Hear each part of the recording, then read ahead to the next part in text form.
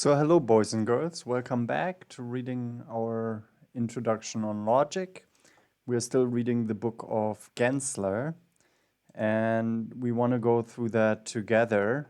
So last time I had a problem with the sentence, some logicians are evil.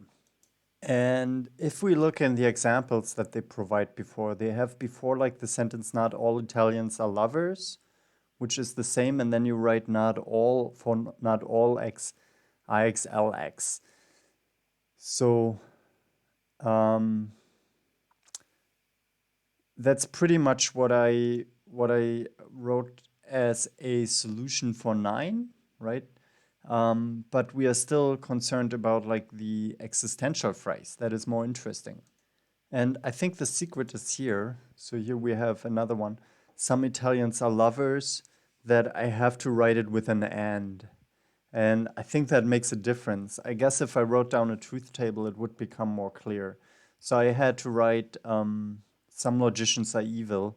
There exists some x so that Lx and Ex, and E stands for evil, right? So yeah, that's just what I wanted to say, but let's go back to the questions.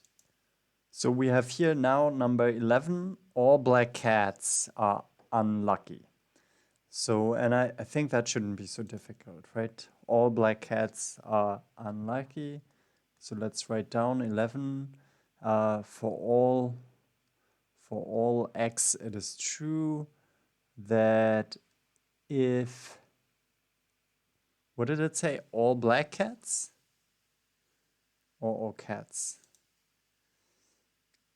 All black cats. So yeah, I just invite a predicate for that. I don't say cat and black. I mean, I could do that, right? I could say if something is a cat and is black. So now I use the dot before I used this symbol for and, which I was trained with. If it is a cat and black, right? Not if it is black and not if it is only cat, but if it fulfills both, then I think it says it's unlucky, right? Then X is unlucky. We could also write not lucky.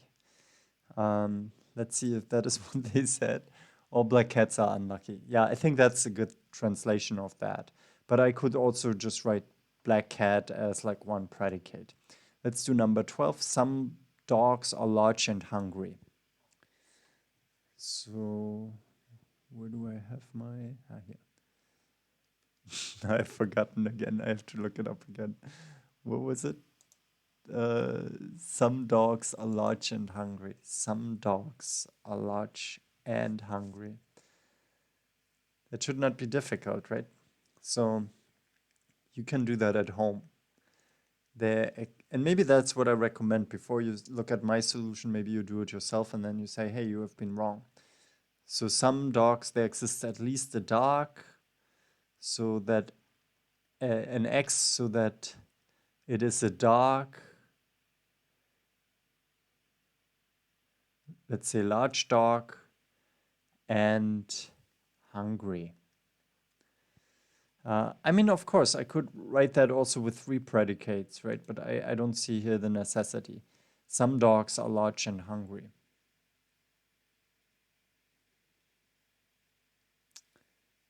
Yeah, that should be right. Again, if I'm wrong, please correct me, okay? Not all hungry dogs bark. Well, I will write it like the way I did that at the beginning. So not all, it is not true for all x that if it is a dog and hungry, let's write it like this, then it barks.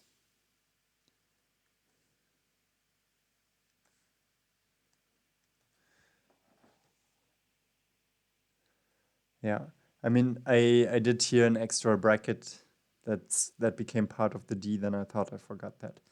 Okay, let's do number 14, and for number 15 we then check whether I commit any substantial mistakes. Maybe I do mistakes, then please correct me.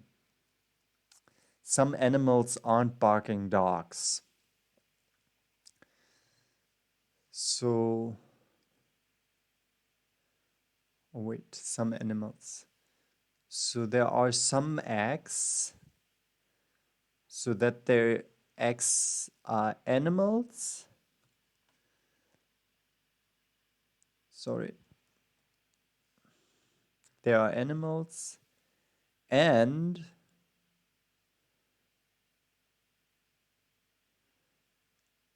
they are not dogs and barking. So that means there exists at least an X so that it is an animal and I forgot a not, right? And it is not a dog and barking. So if it's a dog, it's still like an animal that is a dog, it just does not bark.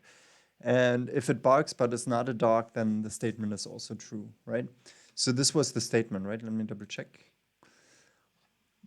Some animals aren't barking dogs. Yeah, that should be right. And for 15, we will double check the solutions. Some animals are dogs who don't bark. Okay, some animals are dogs who don't bark. So there at least exists one X so that it is a dog. Exists a dog. Do I have to write that it's an animal? I don't think so. Let me write two. And it does not bark. I mean, probably I could also write it like this. There exists at least one X so that it is an animal and a dog. Maybe there are also toy dogs, I don't know. And does not bark.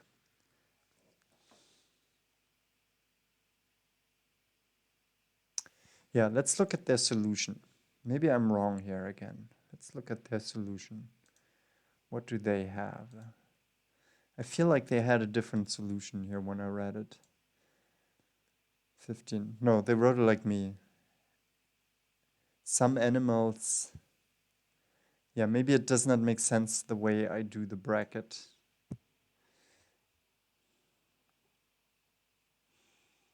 So I have different brackets, right? I wonder whether that matters. Let's say. Does that matter? Let me know in the comments. I think for and statements it does not really matter. Let's do the next one.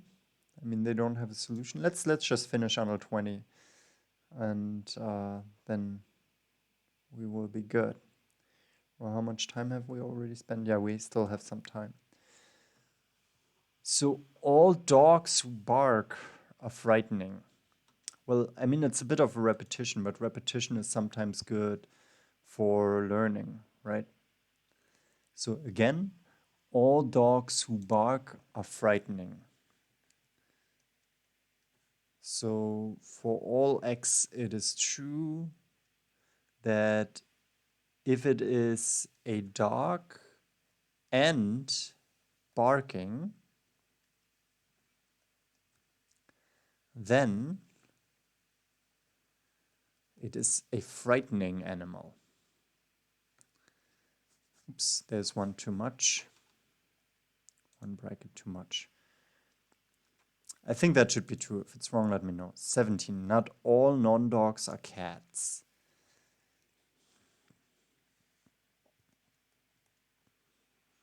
Not all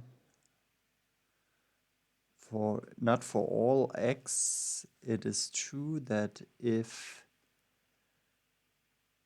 they are not a dog, then they are a cat. That should be it.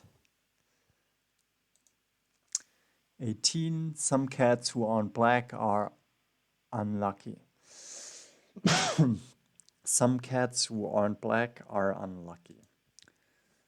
So here we can say there exists at least an X. Some cats who are black aren't unlucky. So that if X is black and a cat,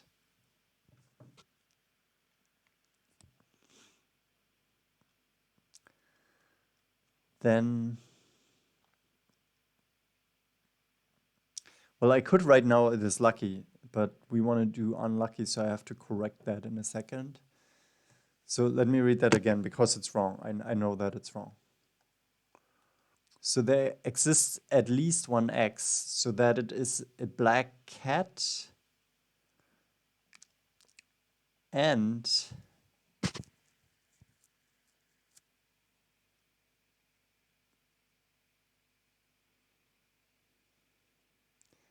I guess I should write that with an and again, right? So this may be wrong here. Let me try that again. Let me read the sentence again. So I'm really sometimes confused if I should use an if or an and. So that's the problem that I have right now. And maybe I have to study some truth tables for myself. Some cats who aren't black are unlucky.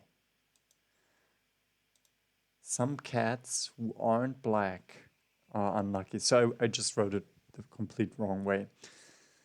So there exists some X, at least one X, and I just forget what it says. It's because I don't see it. Some cats who aren't black are unlucky. Okay. So there exists at least a cat. So it is not black and a cat. And it is unlucky. So I think I shouldn't write there anything with if, right? I think this way it should work. Not entirely sure when I should use the if and the and. I feel like if sentences rather relate to all x. For all x, it is true that if there are, yeah, I'm not entirely sure. Please let me know in the comments what I have to think about that. Let's just finish here. Some cats don't purr. Some cats don't purr. So there exists at least one x, so that if it is a cat, it doesn't purr. That's how it should translate, right? But couldn't I also write and? It seems, however, there's another truth table. Shouldn't I be able, there exists an x so that it is a cat and it does not purr? Isn't that the same truth table? I have to double check that afterwards.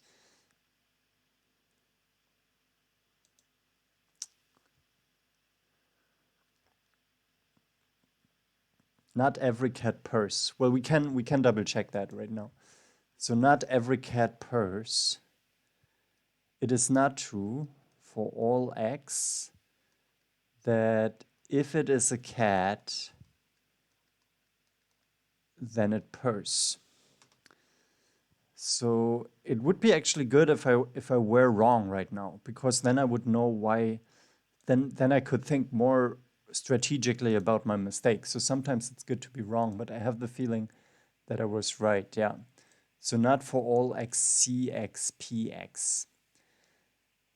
And that's the problem. But like 25 looks interesting. So let's look in 25. Maybe that can help me for figuring out. Everyone is a crazy logician. For all x, it is true. There are logicians and crazy, right? Let me write a truth table for myself, and then let me share the truth table for you to clarify this now. So there are two ways of how I'm writing this, right? Let's do it again. So where I'm really unclear is some cats don't purr, right? So let me translate that again. There exists an X, and I say at least one X, so that, and I say if it is a cat, then it doesn't purr. And now what I wonder, is that the same as, and it looks different, right? There exists one X, at least one X, so that it is a cat and it doesn't purr. So, and here I'm really like, like my feeling, right? And that's a problem with feelings, right? My feeling is that they are both the same. But I know they have different truth tables, right? Let me write down the truth tables. Well, it's great that nowadays we possess the powers of the internet, because when I had studied that, if I had studied that during my studies and I would have encountered the problem, I couldn't have looked for the solution in the internet. So it seems when we use all quantifiers, we use subjunction. And when we use existential quantifiers, we have to use conjunction. And that's the whole flaw that I have here in my example. So they seem to be very different. I tried to write down some notes, but it made no sense to me. So I need someone who explains this to me. And if we look here at this website, so I mean, he says here, that's maybe easy to understand. If we say here for all x element of f, okay, they have a more complex way of writing that. If it is ax, then it is dx is correct. It means that all apples are delicious.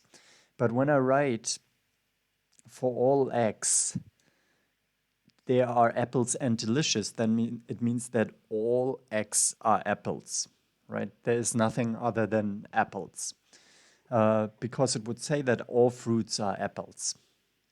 I'm not sure if it would say that all fruits are apples, but anything that is X would be delicious, and not only apples. So,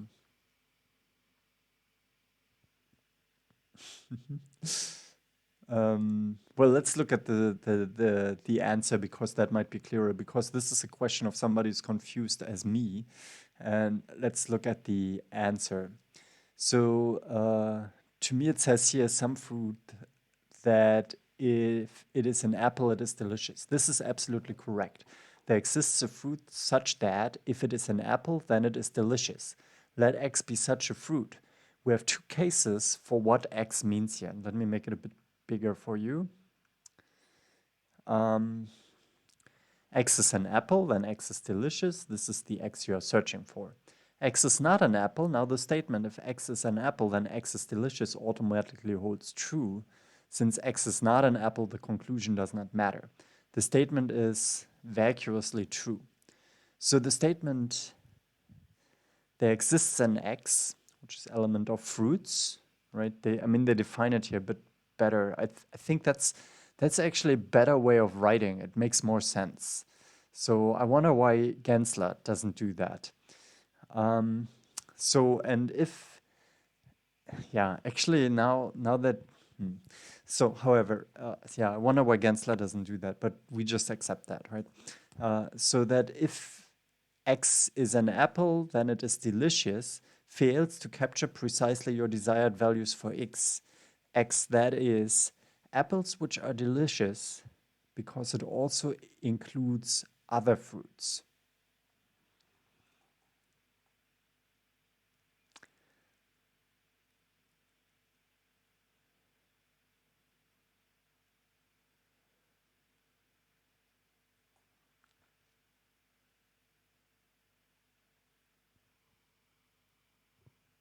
What does he say? fails to capture precisely your desired values, namely the apples, right? Apples which are delicious because it also includes other fruits. Why does it also include other fruits? I don't understand his explanation. I'm thankful that he does that. Let me read it a bit further. So I realized that I'm not so dumb for making this mistake, and like logic or philosophy becomes really interesting where we make mistakes, right? And clarifying the mistakes is interesting. So and this here is actually what I thought. If we use the implication, then it allows for more possibilities than the conjunction. In particular, the implication allows for the possibility that there are also no apples. The conjunction does not. So let's look into the example.